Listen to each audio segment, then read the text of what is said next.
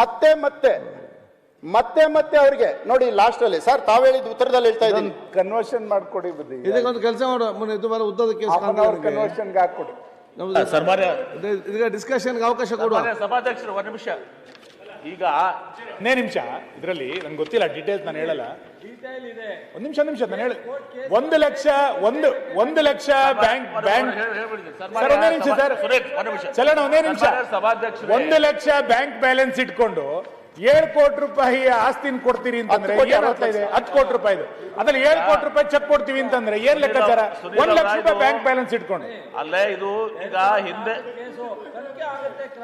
ತನಿಖೆ ಮಾಡ್ತಾ ಇದೆ ಚೆಕ್ ಕೂಡ ಬೌನ್ಸ್ ಆಗಿದೆ ಆಯ್ತು ಅವ್ರು ಉತ್ತರ ಕೊಡ್ತಾರೆ ನೋಡಿ ಈಗ ಸಭಾಧ್ಯಕ್ಷರೇ ಆಯ್ತು ಒಂದು ಸೆಕೆಂಡ್ ಪ್ಲೀಸ್ ಒಂದು ನಿಮಿಷ ಹೈಕೋರ್ಟ್ ನಲ್ಲಿ ಸ್ಟೇ ಇತ್ತು ರೇವಣ್ಣ ಅವರೇ ಆಗಿದೆ ಯಾವಾಗ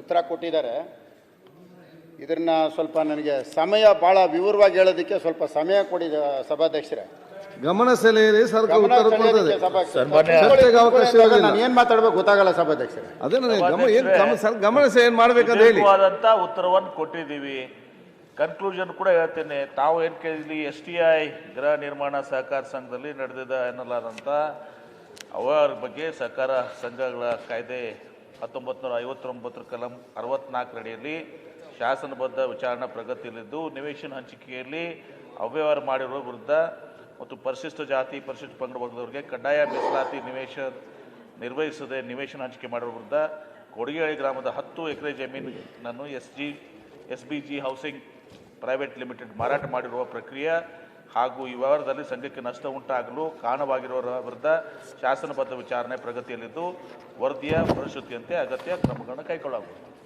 ಸಭಾಧ್ಯಕ್ಷರೇ ಅವ್ರ ಉತ್ತರ ಏನು ಅಂತ ಹೇಳಿದ್ದಾರೆ ಅದಕ್ಕೆ ನಾನು ಹೇಳ್ತೀನಿ.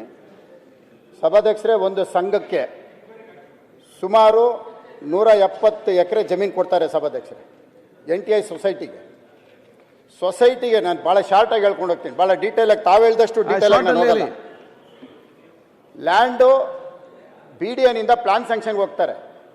ಪ್ಲಾನ್ ಸ್ಯಾಂಕ್ಷನ್ಗೆ ಹೋಗುವಂಥ ಸಂದರ್ಭದಲ್ಲಿ ಭಾಳ ಸ್ಪಷ್ಟವಾಗಿ ಇದನ್ನ 18% SC and STಗೆ ಕೊಡಬೇಕು ಅಂತ ಪ್ಲಾನ್ ಸ್ಯಾಂಕ್ಷನ್ ಕೊಡ್ತಾರೆ.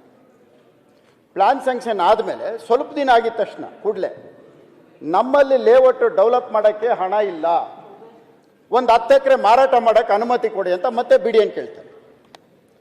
BDNಲ್ಲಿ ಏನು ಮಾಡ್ತಾರೆ, ಮತ್ತೆ 10 ಎಕರೆ ಸೇಲ್ಗೆ ಏನೋ ಮಾಡ್ಕೊಳ್ತಾರೆ. ಇದಾದ್ಮೇಲೆ 10 ಎಕರೆನ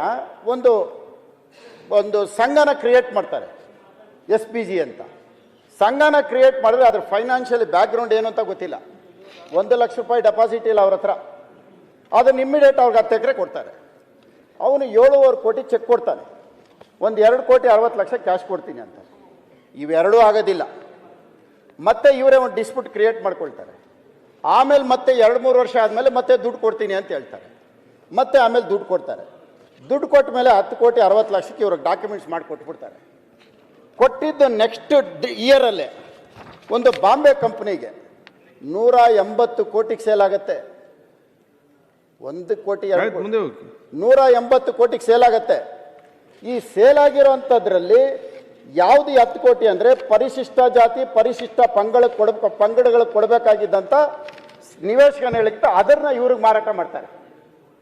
ಇವತ್ತು ಅದು ಬೇರೆ ಎಲ್ಲೂ ಇಲ್ಲ, ದೂರ ಏರ್ಪೋರ್ಟ್ ರಸ್ತೆ ಕೊಡಗೇಹಳ್ಳಿನಲ್ಲಿ ಇರ್ತಕ್ಕಂಥ ಒಂದು ಸ್ಥಳ.